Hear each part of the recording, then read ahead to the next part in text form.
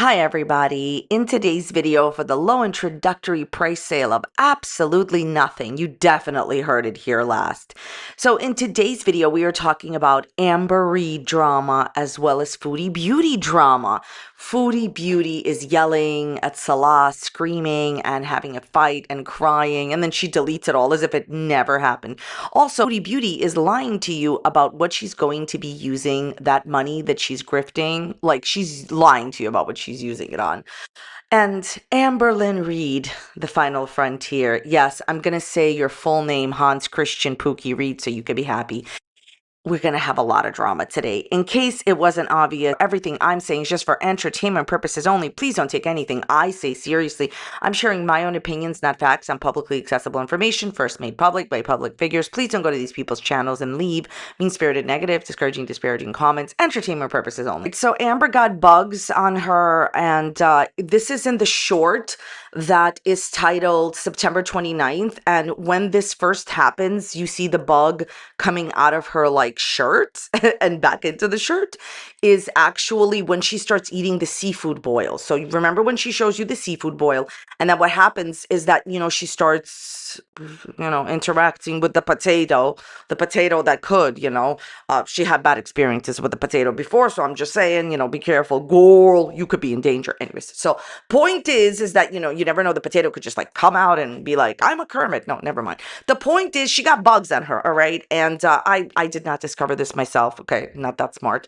So what happened is I was looking at an Instagram. I'm going to link the Instagram down below. All credit to them. And I believe also they said that Despectful Moments sent it to them. I'll just link both of the Instagrams in my description box if you want to go see. I can't play Amber's clip here because I have a policy. I usually do not play Amber's clip. So I am not going to judge her for having bugs on her, mainly because I don't care. Sometimes when you are living in an apartment building, it comes with bugs. No matter how many times they exterminate, people have bugs, right? By the way, if you go to the part of her September 29th short where she is just about to eat her potato, you will see that this is definitely a bug and it is definitely moving, because I'm sure whenever I do these type of videos, people come here and they're like, no, it's a part of a shirt. No, it is not. It is moving. I promise you it's moving. You know what? I'll give Hans Christian Pookie Lynn Reid one view, possibly, and I will even link her short down below. Go and watch it, okay?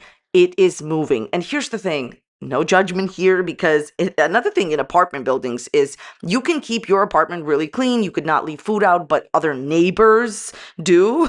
So, it happens. It happens. But in her case, I don't even think that's the case. This is a vocabulary channel, if you couldn't tell already. I think what's going on here is just fleas from your animals, or maybe another mystery bug. The new bug in Amberlynn Reid's life. Come on down, right? So it's understandable that sometimes you do whatever you could and then you have roaches or a bug, right? And it crawls on you when you're asleep. That is understandable. But how are you so enthralled with whatever you're doing over there with your seafood boil, all right, that you don't even know that you got creatures crawling on top of you, Amber? Okay, Hans Christian Pookie Lynn Reid, you should notice if somebody is crawling on top of you. This is not the first time. There's definitely precedent. She had I guess a pincher bug or a huge roach or whatever when she was living with Eric and Ricky and Beck. Go on her, and it's filmed, didn't even edit it out. It's in one of her videos. Then she claims she had these bugs from fruits before. A lot of people on Instagram are now arguing that this bug is a bed bug. All right, I'm not saying it cannot be a bed bug, but I personally believe it is a flea from her animals. She's constantly having Romeo sit on her chest. Here's a picture of Romeo sitting on her chest. And she has 3 different animals. I don't believe anything she says about, them getting routine, veterinary care. I don't believe her. I think they get some things, not all. You just gotta, the deflea method, whatever. I don't care. I'm not a veterinarian. This is a math channel. The point is that I think it's a flea and not a bed bug. That's just my opinion, not a fact. Because do you know what kind of bad infestation you got to have for the bed bug to be on and about all over you in the middle of the day? Usually what they say about bed bugs is, you got to lift up your mattress at 3 a.m., and try to find them. They're nightly neighbors, or Oh my God. Who watched this Are You Afraid of the Dark episode called I think they were called The Nightly Neighbors? Maybe I'm making that up. I don't know, but it was a very interesting episode. My point here is this. Who remembers Are You Afraid of the Dark? Here, Are You Afraid of Amber's bug? That could be our episode. Anyway, so the point of the story is I'm not judging you for having bugs, girl, but you have them a lot. You have gnats, you have, like pincher bugs, roaches, then you have this new friend. I don't care that she got bugs. It's amazing that she's so enthralled in whatever she's doing that she don't even notice that there's a bug on her. It's a wonderful time to be alive, girls. By the way, before anybody comes for me for Buggate 2025, I just wanted to let you know that it's possible it's not a flea, right? It could be a little bit too big for a flea. You never know. This is a math channel, so we're going to be talking about proportions, isosceles triangles, not even. Here's the thing. It could also be body lice. It could be hair lice. What I'm trying to say is it could definitely be a different type of bug. It doesn't actually matter which one it is. Girl, how about you notice you got bugs crawling all over you and not even the first time. This is why I love me some Amberlynn Reid. Very entertaining, very endearing YouTuber. And let's have a moment of silence for how endearing she is. Well, that's a nice move. The moment is over. It never happened. All right, let's just move right along to something else. So sometimes I get comments on my videos that I like to answer. The other day, I posted a video and I was talking about how many dislikes Amber had. And I had like 3 or 4 comments telling me that I am incorrect about the Google Chrome extension where people can actually see the amount of dislikes. So I'm not incorrect. I'm going to prove to you what is going on. And usually, here's the thing, y'all could disagree with me as much as you want. I'm very good with disagreements. We could disagree until the Kermits come home. The thing is that I wouldn't talk about something if I didn't know at least a little bit about it. So first of all, I want to show you something right here. So here's basic Google search on this topic. No, the return to YouTube dislike extension is not always correct. It provides an estimate based on data and user data, not the exact public number of dislikes. While it offers a useful approximation that is often close for popular videos, its accuracy can vary, especially for newer, less popular content. The actual dislike count is only visible to creators in their YouTube studio. That's what I'm going to do. I'm going to show you my real amount of dislikes in proportion to, I told you this was a math channel, to what the YouTube dislike button is showing, okay? But the extension attempts to provide a better alternative to the public data that YouTube removed. Yes, I meant that it's generally accurate, not that it's perfect. And we have had this conversation before. So I know that the people that don't believe me will continue not believing me after I show you proof, but all I can do is respond to, people telling me, hey, what you're talking about is not true, because what I'm talking about is true. So what I'm going to do right now, I'm going to show you something that you would never know. I'm going into my own personal YouTube analytics. Only I am able to see them. Okay, it's an extension for Chrome. All right, so let's just start off with this video I have right here. Amberlynn Reid banned soon and back with ex Tommy, right? It says on the extension that I have 23 dislikes. Now I'm going to find my YouTube analytics for this video and see how much I have for real. Okay, I have 8 real dislikes. Again, this is my personal, I went into my personal dislike analytics. You can see likes, dislikes by this is my personal information that nobody would ever see. So the real amount of dislikes is 8, and the dislike button is saying, the extension is saying 23. I don't think that it is wildly off. That is not wildly off at all. 8 versus 23, it's giving you a general sense that I don't have a lot of dislikes on that video, right? Okay, let's do one more. If this doesn't prove anything to you, nothing will. Here's a video I made. Amberlynn Reid, ex Tommy speaks out. Amber's uncomfortable new TikTok. The Google Chrome extension thingy is saying I have 31 dislikes, right? Here's my own personal analytics for that video. And my own personal analytics, the true amount of dislikes is 28. So it's very accurate. It's pretty accurate. So my true amount of dislikes is 28 versus the Chrome extension saying 31, 28, 31. This is a math channel. I'm telling you, every single day we prove over and over again that this is a math channel. My point is this. It is not perfect. It never ever is going to tell you the exact amount of dislikes, but it is relatively accurate. 8 or 20, it's not that big of a deal. 21 to 30 something, like it's 23 to 30 something, it's not that big of a deal. It's giving you a general, very good representation of the amount of dislikes. That's what I was trying to say. So when Hans Christian Pookie Lynn Reid has more dislikes on her videos than likes, it's true. For example, What in the World live stream, 918 dislikes. Let's just say, for the sake of argument, that her real amount of dislikes is 898. They're giving you a relatively good mathematical view at a general sense of how much her dislikes are. I don't know what more I can say. I find it for myself, for this extension situation type deal, to be relatively accurate. No, it never tells you the exact amount of dislikes, but it's giving you a roundabout general mathematical idea of how many people are disliking the video. Whether you believe I have 8 dislikes or 20 dislikes, it's a smaller amount, right? 8, 20, it's not a big deal. 31 to 28 or whatever it is, it's not that different. My point is, when Amberlynn Reid is getting 3,000 dislikes or 2,000 dislikes, even if it's really 1,957 dislikes, they're giving you a general idea. Yes, Amberlynn Reid, you get more dislikes than likes. That was the original point. And now that I've shown you my own analytics, it'll probably make no difference to the people that disagree. But it is, in my opinion, giving you a very good, like, general mathematical sense of what's really going on. The point was always that Amber's getting more dislikes than likes. Let's read some of Amber's audience's comments on her live stream. Let's see what we have here. You know the mouse works without lifting it up, right? So here's the problem. Amber doesn't actually spend a lot of time on her computer. She doesn't actually spend a long time typing. She has no idea about typing. She has no idea about a mouse and like how to work it. Here's the thing. Amber, in my opinion, what could she be doing so much, right? Other than typing tests.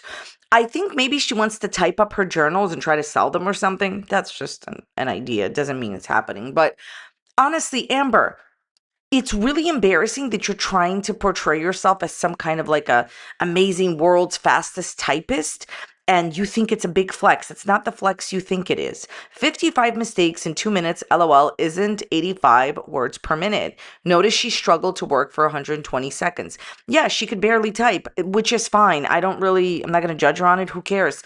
But she's trying to actually say in all of her ridiculous shorts that, you know, she's this fantastic typist and she's typing 2 to 9 at your job that you don't have. You're lying about it. The keyboard is already my least favorite character this season. I hate when she pretends to have a vocabulary.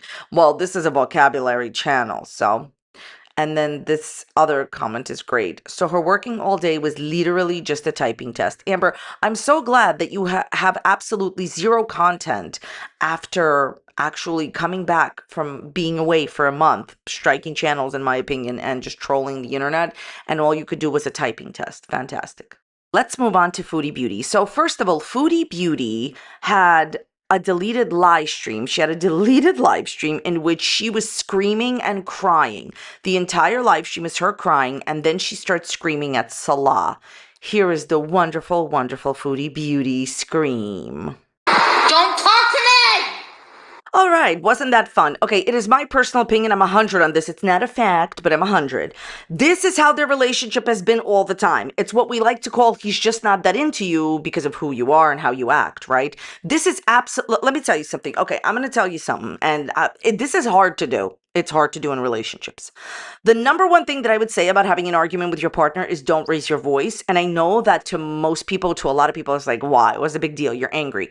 Because if you can speak calmly, it will keep you more calmer. follow me for bad advice. No, I'm just trying to be serious with you for a second and say that screaming like this is just causing stress to both parties. Yes, things are still going to be stressful and bad if you have an argument quietly or just like the way that I'm speaking to you right now. But if you scream like that, it's going to be worse, okay? And this is something, I'm going to tell you this, it's learned.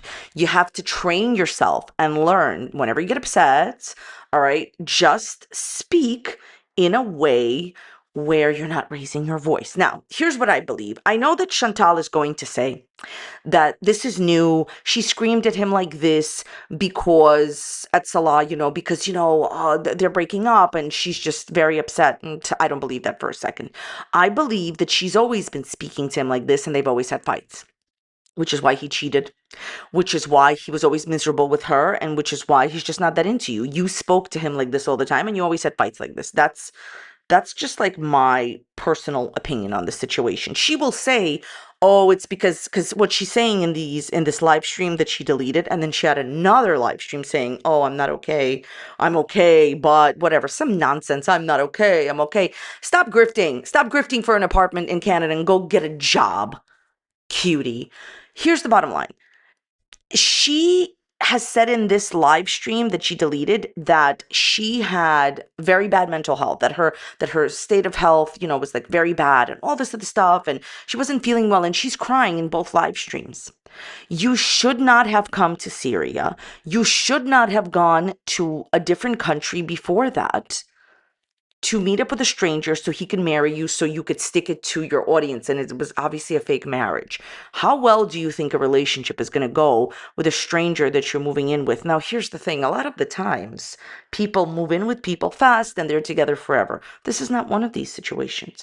Especially how she likes to say, "Oh, we have different cultures and I can't be here and I can't do this." Yeah, bottom line in the situation for Chantal is actually very simple.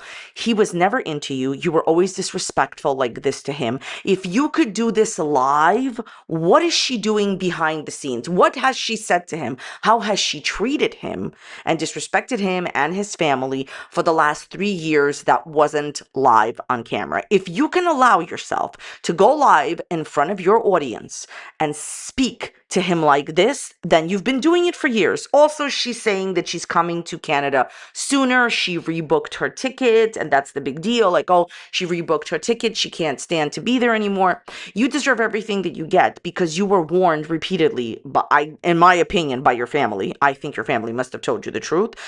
Reaction channels constantly said it. The people in your chat constantly said it. So I think they've always had a bad relationship, and I've told you that for years, and now there's actual proof. Let's talk about Foodie Beauty constantly begging for money.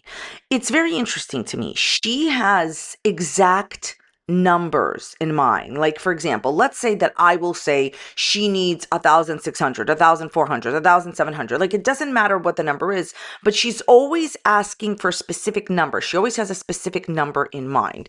Why does this matter? I do not believe that all of the money that she is asking for, and she keeps having these 4 hour, 6 hour, 2 hour live streams where she's just trying to collect funds, right? I think the reason that she's asking for specific numbers a lot of the time is not for her apartment and not for her life in Canada. I think that she wants people to pay her debts because they're usually specific amounts of numbers. Ask yourself this question. Where would she be getting, this is not the number she's asking for, but I'm just going to throw this out as an example. For example, where is she getting the number of 1,300 or 1,700 or 1,500? Where is she getting these numbers? It's not off the top of her head. Usually when a person is raising money, they are raising money with a goal in mind, right? Like something that could cover their expenses. I think at this point, she already has enough money to rent an apartment, first month's rent, last month's rent, and just move on with her life and do her food shopping. And then she has enough nerve to be like, "Oh, well, I need, to make sure I do a big Walmart order or Amazon order or whatever for stuff." Your audience is not responsible for that. Get a job or do more of this one. But I digress. I am 100 on this. I think that at this point, her grifting and her begging for money over and over and over again is not about Canada anymore and moving there. I think that she sees that she's raised more money than she probably thought that she would. And now she wants her audience her very intelligent audience, to pay her debt bills. She is paying off a bankruptcy and tax bills. And of course, they're going to be specific numbers. That's what I think she's doing now. I don't think this is anymore, no matter what she tells you, my opinion, but I'm 100 on it. No matter what she tells you, I don't think it's about her raising funds to go to Canada anymore. I think that she's taking advantage of her audience like she always has. Okay, she wants you to pay her debts off. Not all of them. She'll never be able to get away with it, lots. But in her mind, what I think is going on is if she can get you to pay a few more debt payments, then she has less to pay. And, she'll tell you, oh, this debt payment is almost over permanently and this is over. But think about it. Even if one debt payment is over, let's say that she paid off her whole bankruptcy, she still owes a lot in taxes. And, there's, of course, going to be interest. So that's what I think she's doing now. And it's not like there's no precedent. She told you that she wanted to help the cats in Kuwait. But of course, the reason that there was so much drama, why didn't she just help the kitten in Kuwait by herself? She wanted her audience to donate because she wanted a portion of it. Or the other famous story when she was supposedly helping, a child from Salah's family. And as soon as she got the money donated to that child, supposedly she was in Qatar with AC and nice room service. Think about it. She didn't have the money before. She always does these fundraisers where she pockets a bunch of the money and then says that other money is going to, a good cause. So if she's willing to do that, which is disingenuous and dishonest, here she's telling you straight out it's all for her. But I don't think it's all for Canada. The numbers don't make sense. She wants you to pay, in my opinion, her debt payments. Chantal, honestly, I'm going to tell you this. What are you going to do when you get to Canada and you can't afford your bills or you can't afford your debt payments? You're going to have to get a real job. Or honestly, this is what I suggest on YouTube. In order to make money on YouTube for a lot of people, you have to be in drama. Start having fights with Amber, and I'm being serious. Start calling her out. You want super chats, you want money, you want drama? Start involving yourself in drama, Chantal. Because mukbangs and these live streams that are maybe 7,000, 10,000 views, it's not going to help you pay your bills. Chantal, you go pay your bills. Stop demanding that your audience, that is probably a lot of them are struggling themselves, pay all your bills. This is me from the future. Once I recorded and edited all of that, I started thinking, can I actually get proof that what my hunch is? Because, I don't make videos about foodie beauty every single day. So I was like, let me try to find some proof, because I know she was saying the number 1,700, like something for like Amazon. And I'm like, like I said earlier, it's very weird that there's such a specific number. This looks like Foodie Beauty's records of what she owes, and she does owe 1,700. That is her debt payment or whatever it is, for her bankruptcy or her tax. I don't care what it is. What are the chances? Now, this is a mathematical channel, right? It's a math channel. What is the mathematical probability that Chantal is asking for like 1,700 for her Amazon, or to like have a good bedroom, or to stock her beautiful apartment for 1,700, when that is the exact amount that she has owed before, at least, as her debt payment? I think that one or two things is going on. Either she obviously needs that 1,700 for, her debt payment, because she wants you to pay it just a few times while she has you here, right? While people are being kind and generous to her, because it's not going to happen anytime soon, while people are donating anyways. Or she wants to have that money so that, extra to pay for Amazon. But I just really don't believe that anyone could know the exact price of Amazon. Obviously you could add things to cart and then know, but there's no way. This is not a coincidence. I don't believe in coincidences. 1,700 is what you owed in your debt, and now you're asking for it for, your bedroom or whatever. I don't think so. Grifting and lying and being dishonest. All right, well, that's about it for today's video. I genuinely hope you enjoyed it. If you did, check out this other video that's popping up here on a similar topic. Thank you so very much for watching today. Let me know your thoughts and comments down below. Thank you for being here, and I will see you next time. Bye.